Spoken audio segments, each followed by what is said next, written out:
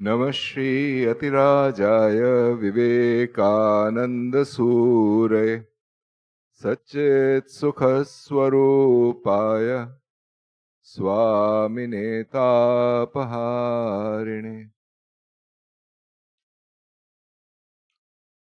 So we return to this talk by Vivekananda, God and Everything.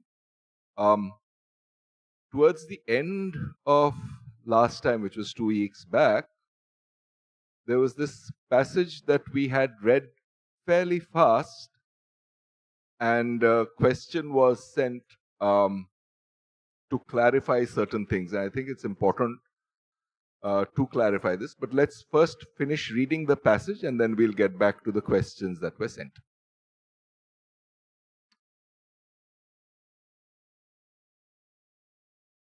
If a man, I mean, these were the two things, two extremes of a mistaken view that were stated. And why, I mean, the question that had come along was, why are these both mistaken views? So let me read it out one more time. If a man plunges headlong into foolish luxuries of the world without knowing the truth, he has missed his footing. He cannot reach the goal. And if a man curses the world, goes into a forest, mortifies his flesh, and kills himself little by starvation, makes his heart a barren waste, kills out all feelings, and becomes harsh, stern, and dried up, that man also has missed the way. These are the two extremes, the two mistakes at either end. Both have lost the way, both have missed the goal. So this was a statement, and the question that was sent in response to this very brief explanation that we had given last time was the following. In explaining the two extremes that Swamiji mentions, Swami Vivekananda mentions, you said that both are making the same mistake, namely identifying with the instrument and either engaged or disengaged in work. However, isn't the latter the same as what Shankara means by the Nivritti Marga? That is, after all, the traditional concept of sannyasa, and many people have attained moksha by this very method. Yes? Why then does Swamiji say that such a person has lost the way? This was not very obvious to me. Also, on the point of identification with the body-mind complex, it's the same for one who chooses to remain in the world with a view to doing selfless service. Disidentification with the instrument comes, or one can hope will come eventually. Why should this be considered better than retiring from the world in pursuit of nirvana? So this was a question that was posted, that was sent along, and I think there is a fair bit of clarification that is needed here.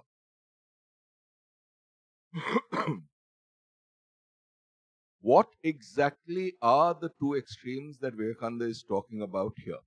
One, plunging into the foolish luxuries of the world mindlessly, without knowing the truth, is what he says.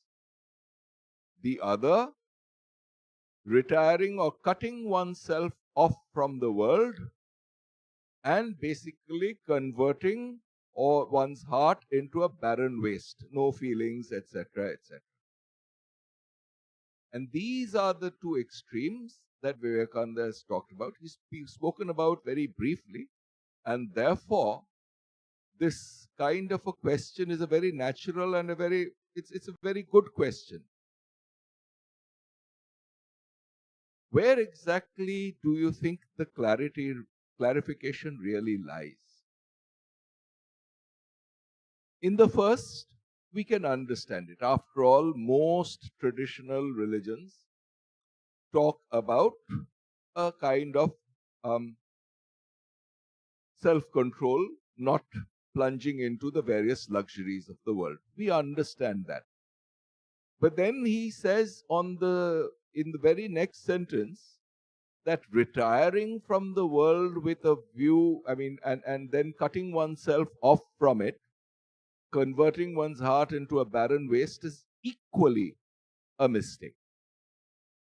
And the question that is being asked is this or is this not the Nivritti Marga that is talked about by, say, traditional monastic disciplines, particularly Shankara? The answer is no. This retiring from the world and cutting oneself off from other engagements and converting one's heart into a barren waste is not the meaning of Nivritti Marga, it's not the meaning of sannyasa. What then is it? So the point really is the following. A certain inner attitude needs to be developed, which means the spirit in which we work or the spirit in which we retire, that needs to be modified. There is this traditional story that we have heard from one of our erstwhile presidents, Swami Bhuteshanji. This was also a certain story that is in vogue, that used to be at least in vogue in Uttarakhand amongst the traditional monks. See, there was a monk who was actually hunting for a place where he would not have any disturbance from the surroundings.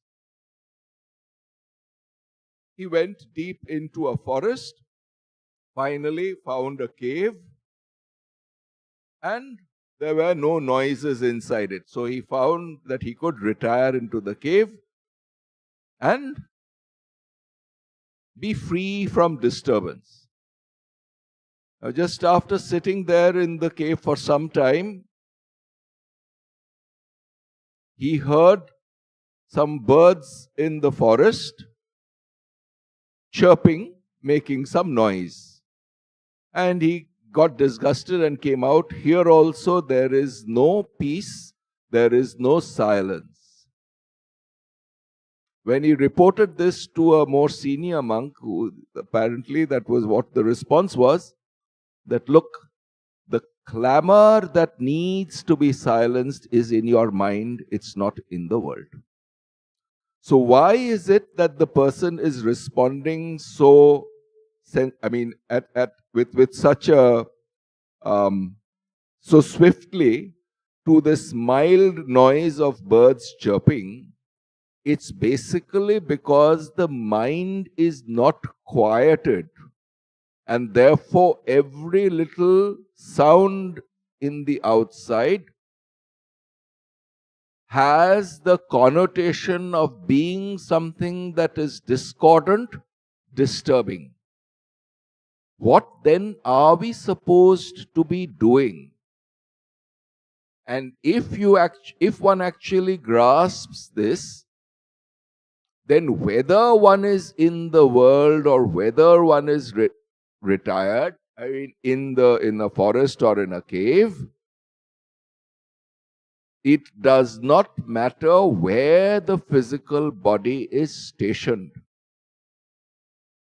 So the emphasis here is on our inner development, not by trying to make sure that the world around us is suitable or is made suitable to our aspirations.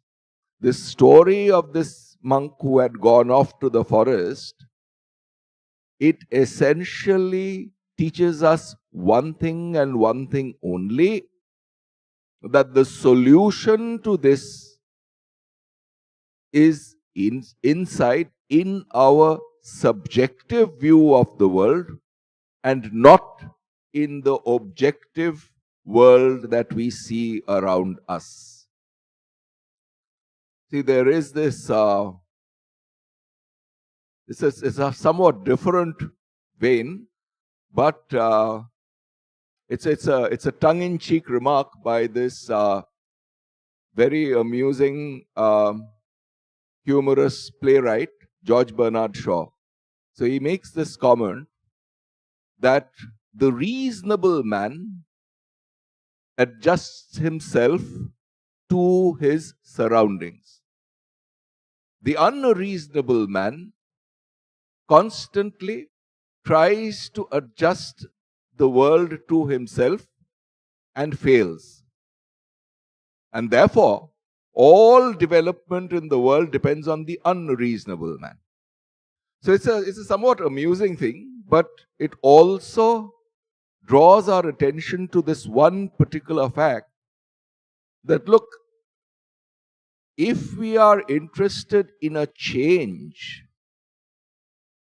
then that change needs to be wrought within first. That should be the primary focus. I believe it's Gandhi who had this celebrated statement, be the change that you want to see in the world. See, essentially, I mean, again, and this is a theme that is emphasized over and over again in various spiritual passages in different world religions. In Vedanta, what is said is, Drishtim Jnanamayim Kritva Pashyet Brahmamayam Jagat. Yeah? So, see, this brings us to this other cardinal principle of Advaita Vedanta particularly, which has all these Mahavakyas. Yeah? That means, say, for example, in this particular context, what is relevant is this passage from the Chandogya Upanishad, Sarvam Khalu Idam Brahma, Sarvam Khalvidam Brahma. Which means all this that we see, this meaning objective universe, is nothing other than Brahman itself, or in a theistic language, God himself. That is being emphasized here. Now, what does that statement really mean? Does it mean that I'm going to cease seeing this laptop in front of me? Does it mean I'm going to cease seeing another person in front of me? That's not the meaning of it. Essentially, what exactly is going to get removed from our viewpoint? See, in a very commonsensical way, what is going to happen is that we will see that this person in front of me, let's start there, is not essentially different from me. So which means, once one starts inquiring into this particular issue, what is essential about my existence? What is essential about me? And then one tries to isolate the subjective experience from various objects. This is identifying the conscious principle in oneself. What then happens to the world around us? The world is seen as this conscious principle as its fundamental substratum, and these various things that come up and go down are objects of that consciousness. What happens is that our normal habit is for our attention and awareness to be focused outside. Therefore, we see things. We see this laptop, another person, and we see only the body of that person. Sometimes maybe we infer something of the mind. What happens as we focus more and more on this conscious principle in us, which is giving us all our subjective experience? Once we start focusing, what happens is a natural habit of the mind. We start understanding that, look, this is what is essential in my experience. Not what we are thinking of as this objective world outside of us, but the experiencing consciousness. That principle of consciousness becomes more and more important, more and more significant. And this is what is meant by drishting jnanamayam kritva, which means that this drishti, our world view, starts getting more and more influenced by this attention to the conscious principle as opposed to attention to the unconscious principle. If our attention is directed to the unconscious principle, which is what we describe as, our attention is directed outside, then our buddhi or intellect tries to keep asserting that this objective universe is what is real. That is what our inner psyche gives the reality value to. What happens when we start asking ourselves, this is what self-inquiry is, what is it in me that gives this reality to the world around me? Basically, our standard questions like, look, we don't do things unless they have a meaning for us. So then we ask equally, in less religious language, what exactly is it about an experience that is meaningful to me? What is it that is real to me? And then we start understanding that, look, it is this conscious principle which is not what this body or mind is about. Sense of reality, sense of substance, sense of meaningfulness. These are very subjective things, but not subjective in a trivial sense. It is a universal subjective human phenomenon. Universal is important. And therefore, if there is to be a science of subjective experience, to unravel from it that which is essential, again the same thing, what is the essential aspect of my being? Same question. It's different aspects, different questions that lead to the same answer. Then our mind starts getting conditioned towards understanding that, look, this that we were thinking of as essential, this objective world, is not really what is essential to my experience, not essential to anything that human beings as a species give value to, but rather this spurt of this wonder in us, this spurt of consciousness, which gives value to everything that we see around us. That is essential. So what is happening here, coming back to this question, is whether one lives in the world and works, or whether one retires from the world and sits in a cave, what is important is not to give importance to how the physical body is located, whether it is located in the world and moving around, or whether it is retired and living in a forest or a cave. And once one understands that this physical retirement or physical engagement in work is not the important feature in any such pursuit, what happens is that the mind starts turning a little more within. One becomes a little more introspective, which means instead of asking, what is this, meaning the world, one starts asking a deeper question, what is it in me that says this is this? Yeah. So what has happened is that the mind, instead of going outward, is starting to reflect on itself. because that's really where all knowledge or anything of value is hidden. And so what one is seeking is the source in us that grants value to various life experiences. And if one catches hold of it and is able to sustain that state for a long time, then whether one is moving around in the world or whether one has retired from that and is living in a forest or a cave, that mental equilibrium is undisturbed.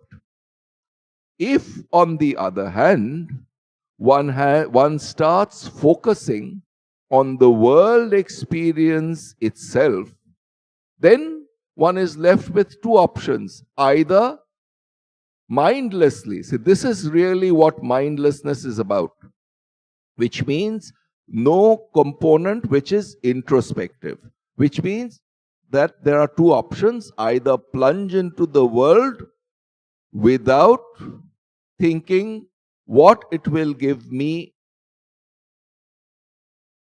in a lasting sense, either that, or misinterpreting this word sannyasa or renunciation and cutting oneself off physically from the world. Either way, it's one thing and one thing only, either a physical engagement or a physical detachment. The instrument is this body-mind complex. But not, if one is not aware of this thing that, look, between this essential aspect of me, namely this conscious principle, there is this body and mind functioning, and that can either be engaged in the world, and that could either be or alternately be retired from the world. That awareness that, look, there is this instrument in between, that awareness, if it's missing, then what one has done is one has identified with the body-mind complex, one is disidentified with the conscious principle. What one is identified with is this confusion between the conscious principle and the body-mind complex. Therefore, one thinks that if the body-mind is engaged in the world, I am engaged in the world. If the body-mind is disengaged from the world, then I am disengaged from the world. That is not what pravritti or nivritti is about. Pravritti is basically this confusion between this conscious principle and the body-mind which is engaged in the world, which tells us I am engaged in the world. Similarly, the misunderstanding of nivritti, which is what the question was about, is basically make the physical body-mind complex retire from the world and start thinking I am retired from the world. It has not happened. In both cases, this I is confused with this medium which conflates the conscious principle with the world. It is here through introspection that one starts detaching oneself from this instrument that comes between me, in my essential sense, and the world. This is what nivritti is about. This exercise of discrimination or introspection or analytic thinking, which starts disengaging oneself from getting disturbed by the world. So the person, so this story that we had said at the very beginning, this monk who had gone into the forest and was disturbed by these birds chirping, he was just about as worldly, as engaged in the world as somebody who is on a day-to-day basis mindlessly going somewhere and coming back. In both cases, this one thing is common: this mindlessness, lack of introspection, lack of self-analysis. Yeah? This is what is called aviveka. In Sanskrit, that's the thing. That's what is called. Viveka is this clear analytical thinking. Its opposite is aviveka, and Shankara calls it moha. This moha or confusion, this confusion or moha is exactly what one is supposed to come out of That is what the real Nivritti Marga is about. So I hope that whoever had asked the question, I hope that discussion clarifies this issue. In summary, it is not whether the physical body is engaged or disengaged from the world, but rather one's internal attitude. That's where the shift of focus is supposed to take place. Then what's the solution? So because more or less all of us are in the world and we have to work. So what is the solution for us in and through this work? That resolution is given in the next paragraph. So work, says the Vedanta, putting God in everything and knowing Him to be in everything. Work incessantly, holding life as something deified, as God Himself, and knowing that this is all we have to do, this is all we should ask for.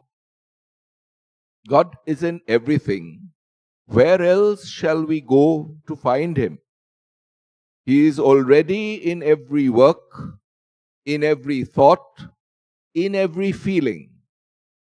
Thus knowing we must work. This is the only way, there is no other. Thus the effects of work will not bind us. We have seen how false desires are the cause of all the misery and evil we suffer. But when they are thus deified, purified through God, they bring no evil, they bring no misery. Those who have not learnt this secret will have to live in a demoniacal world until they discover it. Many do not know what an infinite mine of bliss is in them, around them, everywhere. They have not yet discovered it. What is a demoniacal world? The Vedanta says, ignorance. There's a lot of things that are packed in this one little paragraph. It's actually coming towards the end of this lecture of Vivekananda. And if you read these lectures carefully, you will see that there is a gradient. The pitch of the lecture starts rising and almost invariably it ends towards the crescendo. Where, like an orchestra, it's rising. The pitch of this lecture is rising, and towards the end, you get all these nuggets of truth being, the lecture is laced with these nuggets of truth. The previous part of the lecture is as if it was a build-up towards this. So what is happening here is essentially saying that, look, finally, it's the world view that needs to be changed, not the world.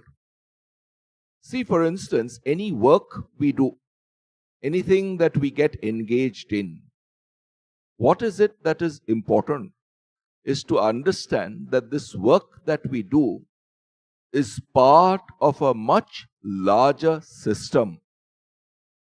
A doctor goes to a hospital. A teacher goes to a school or a college or a university or an institute, and they do a job. They either attend to a patient in a hospital, or they attend to students, or they try to do their research to find out some further truths. All of this is part of this larger human endeavor, which is why various things are given in return for this work. What is there then at the background of all this system?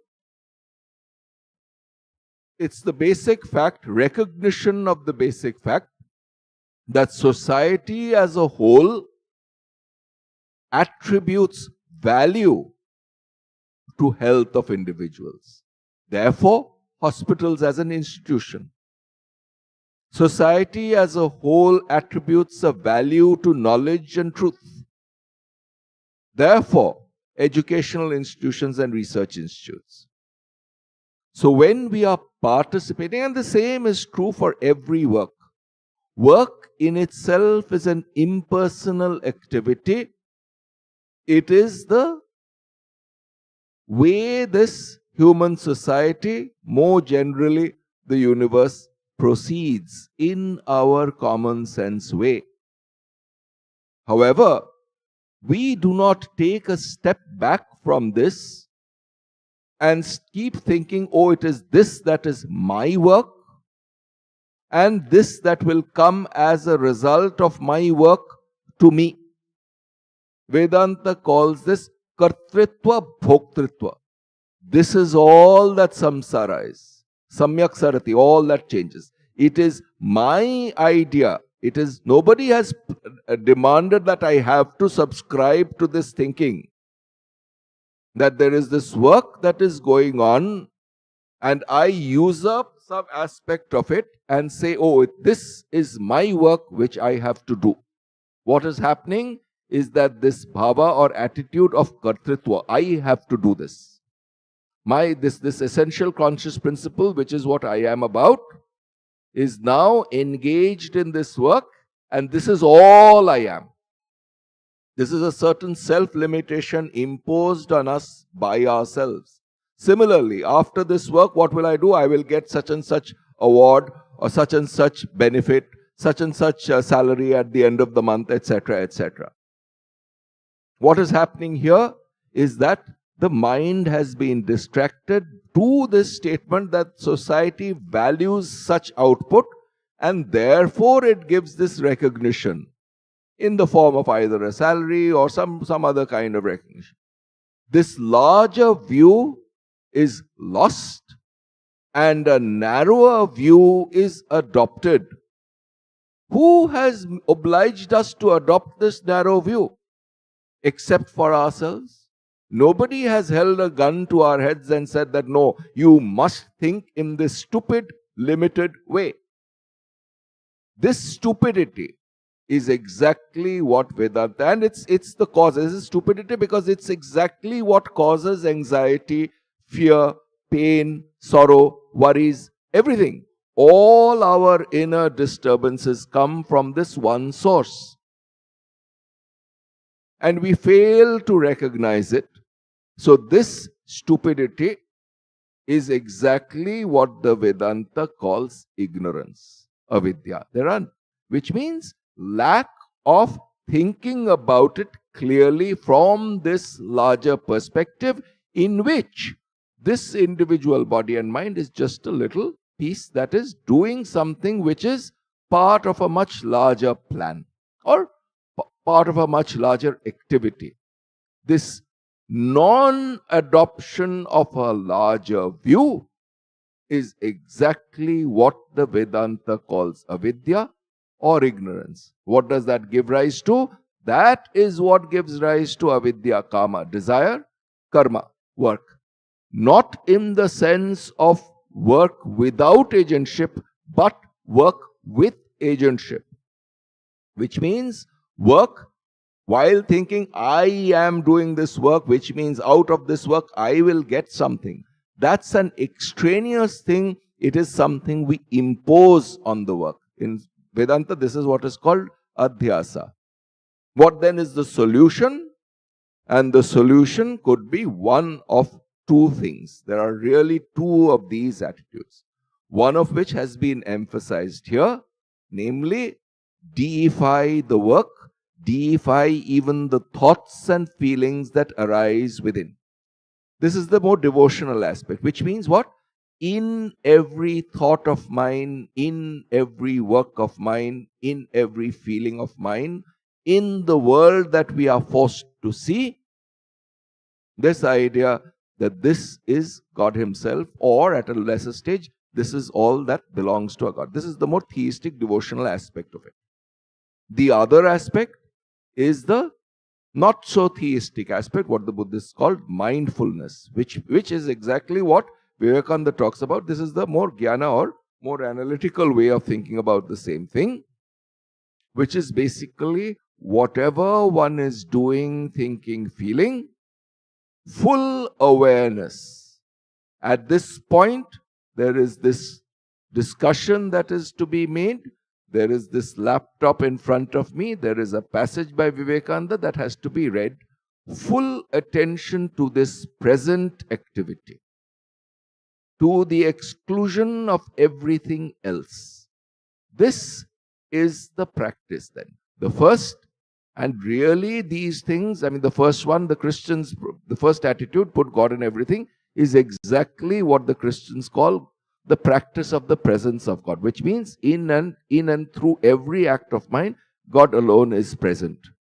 Or, for those who are not so devotional in their temperament, full attention to the work itself, not allowing distractions to come into the mind. One of these two. Either way, what is important, what comes out of all this is that the inner attitude starts developing this focus and what in Sanskrit is called Shraddha. Shraddha or Bhakti. Devotion to the work or done with a sense of reverence. It is this subjective attitude that starts developing. Any job that has been done, to do a perfect job of it. This is also, I mean, in secular language, this is exactly what professionalism is about.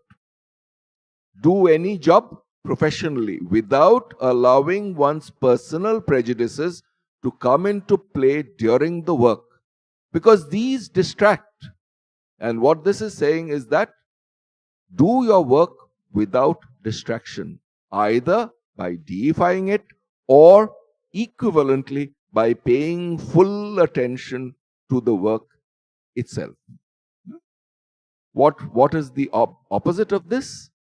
Foolish desires. False desires is what he talks about here. We have seen how false desires are the cause of all the misery and evil we suffer. False, why? Because we have conjured up something in our minds, thinking that if we get such and such out of it, that is what is going to give us satisfaction. False, in the sense that there is some emotional rigmarole involved there, and we have not focused on it and seen through these games that our minds play on us. Once we see through it, we get to something truer, more lasting, more permanent. And this trying to see through these things that come up in our mind, feelings, desires, thoughts, seeing through them to the underlying larger principle is exactly what is called deifying it, or seeing God in everything, or paying full attention to the work at hand. We'll return to this next week. Om Shanti Shanti Shanti. Hari Om Tat Sat. Shri Ramakrishna Arpanamastu.